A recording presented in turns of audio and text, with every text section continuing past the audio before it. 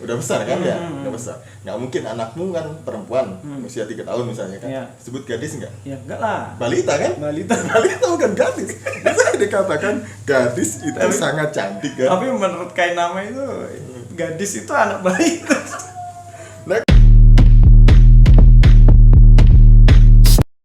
Shalom saudaraku, salam damai sejahtera di dalam kasih Kristus. Berjumpa lagi dengan saya. Di Tuli kita akan belajar berapologetika bersama-sama di channel ini. Hari ini saya kedatangan tamu, jadi ini YouTuber terkenal, paling sibuk sejagat raya. Lihat pakaiannya itu sudah pakaian kebesaran Pak Pendeta ya. Lurah ini. Pak Lurah, Pak Lurah. Mau buat KTP dia. Jadi kami mau membahas satu video lucu dari Pak Ustadz Kebanggaan Sejuta umat sebelah maksudnya.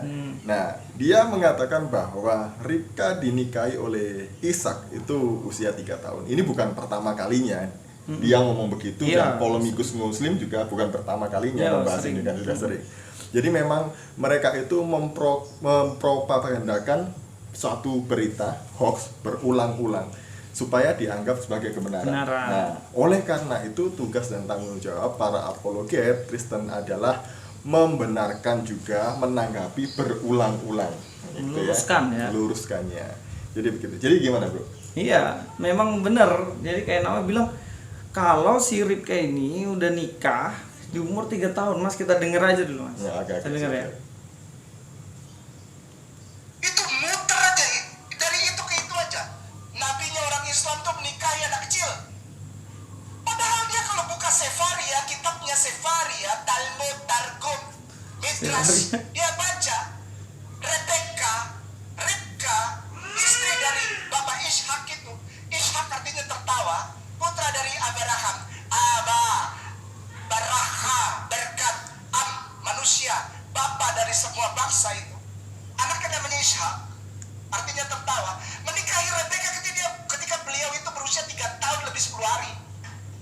Nah, toh dibilang 3 tahun 10 hari dan ditepuk tangan nih Mas Joni. Tepuk tangan loh. Ini penontonnya sampai tepuk tangan gitu. Berarti itu memang benar-benar Ustadz Kebanggaan Sejuta umat. Padahal kalau mereka tahu sumber yang dipakai oleh Kainama dan kawan-kawan itu selalu Sefaria. Jadi Sefaria itu mirip dengan Wikipedia. Jadi itu open source. Jadi berita apa aja boleh diupload di situ, termasuk yang maksudnya yang sumbernya tidak jelas, dan salah satunya adalah sumber-sumber Yahudi seperti Targum, Talmud, kemudian Midrash, itu semua di situ. Nah, kebanyakan yang diupload di situ itu adalah tafsiran Rabi di atas abad 12. Jadi jauh sekali masa hidupnya dengan cerita pada waktu itu. Sebenarnya gitu kan. Kenapa saya bilang itu hoax adalah cerita mitos, cerita legenda Yahudi gitu ya. Karena kalau di cross check dengan Alkitab itu tidak cocok. Bayangkan kalau kita melihat di dalam Kejadian pasal 24 ini ya, pasal 24 ayat 15 dan seterusnya. Nah, mari kita baca ya, mulai dari ayat 15. Sebelum ia selesai berkata, maka datanglah Ribka yang lahir bagi Betuel, anak laki-laki Milka, istri Nahor, saudara Abraham. Buyungnya dibawa di atas bahunya. Nah, di sini dikatakan bahwa anak perempuan itu membawa buyung untuk mengambil air di sumur.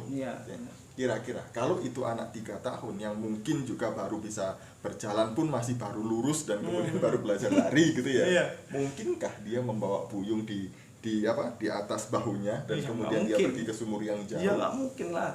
Mungkinkah dia melakukan pekerjaan orang dewasa? Itu kalau Kainama bilang mungkin gitu. Tapi kan itu nggak mungkin anak.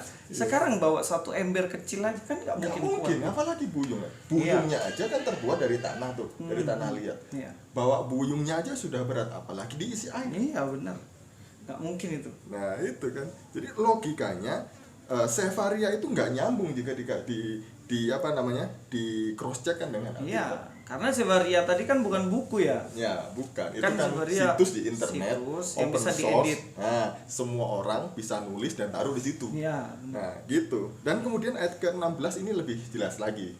Ayat 16 dikatakan, anak gadis itu sangat cantik parasnya, seorang perawan belum pernah bersetubuh dengan laki-laki. Nah, ini jelas kan?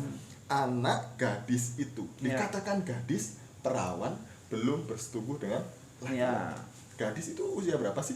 Ya kalau dipanggil gadis? menurutku ya sudah akil balik ya. Akil balik kan ya? Sudah dewasa lah. Ya kan? Sudah dewasa.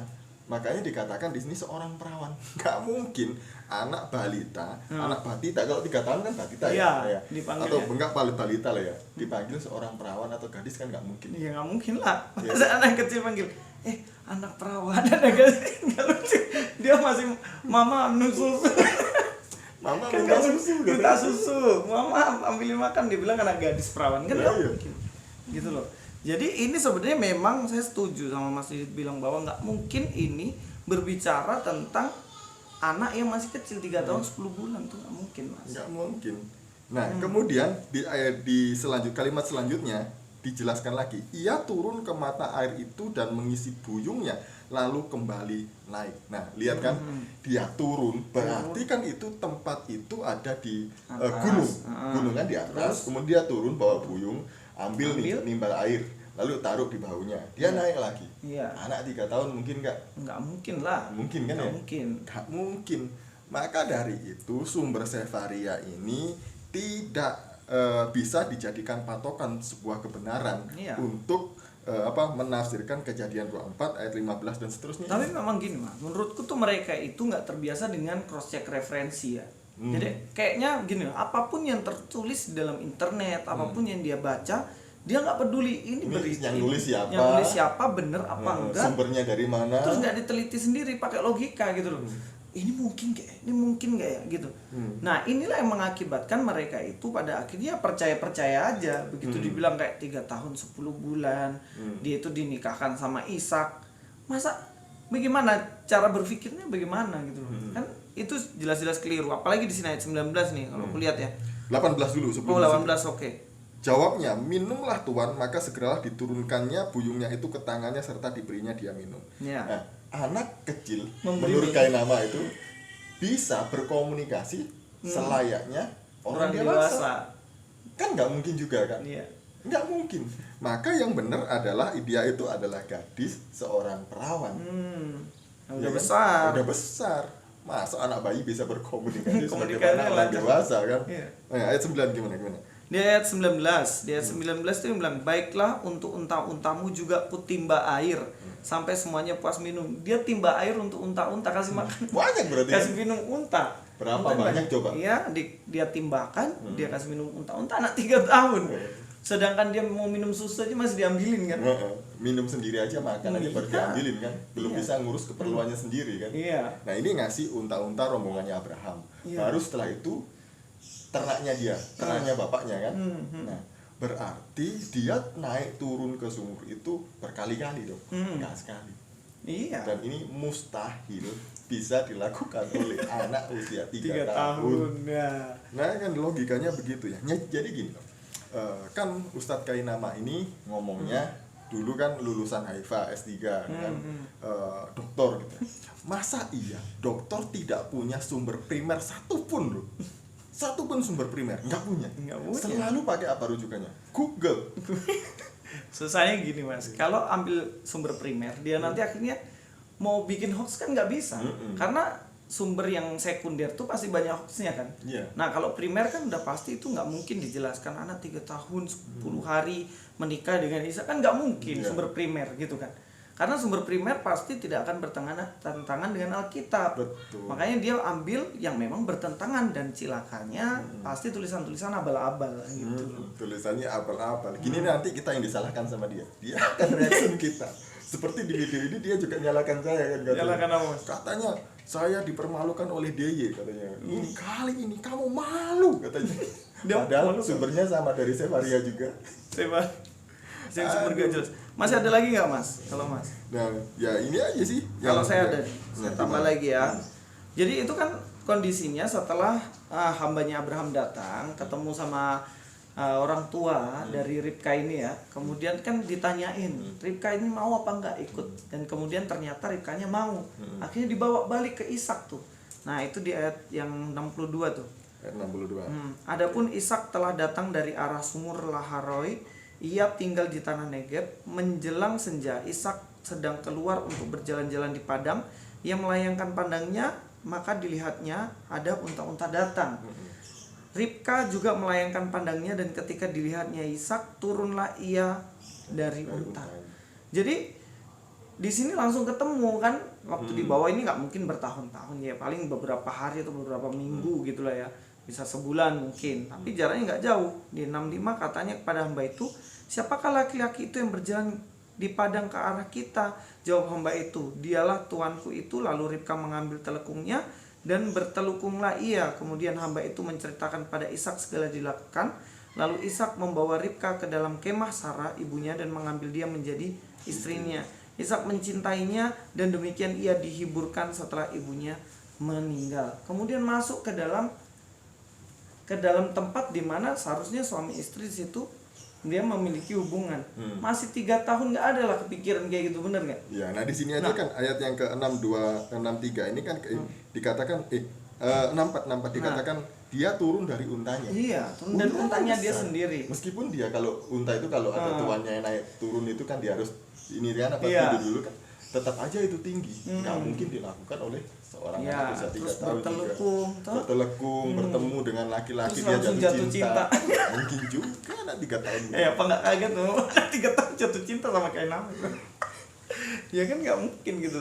Jadi nggak mikir bahwa apa tulisan ini bener apa enggak, nggak di cross check dulu.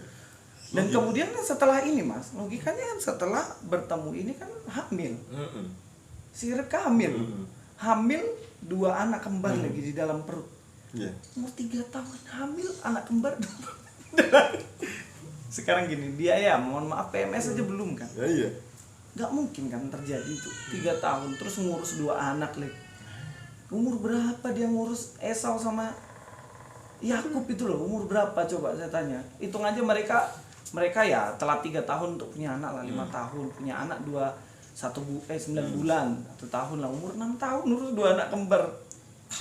Aduh. Nggak logis. Jadi sebenarnya apa yang disampaikan kayak nama ini kan sebenarnya bertentangan sendiri dengan kitabnya Yahudi sendiri kan. Iya kan? Di kitabnya Yahudi dia bertentangan. Jadi tidak mungkin itu ditulis oleh orang Yahudi. Ya, tafsir itu pasti ditulis oleh orang yang tidak memahami kitab mereka dengan baik. Iya. Dan ngawur. Pasti ambilnya dari kitab-kitab apokrif perjanjian lama seperti legenda-legenda Yahudi kan banyak tuh. Dongeng-dongeng Yahudi kan banyak. Pasti mereka ambilnya dari situ dan kemudian dianggap oleh Ustadz Kainama sebagai satu kebenaran. Dan itu cilaka Dan sekali. cilakanya dipercaya oleh orang-orang yang mendengarkan. Ya. Ya Bayangkan gitu. berapa banyak orang yang tersesat kan. Iya. Oke, itu yang pertama dulu Mas. Tutup dulu nanti kita bahas lagi. Yang lain. Oke. Terima kasih. Salam waras, Tuhan Yesus memberkati.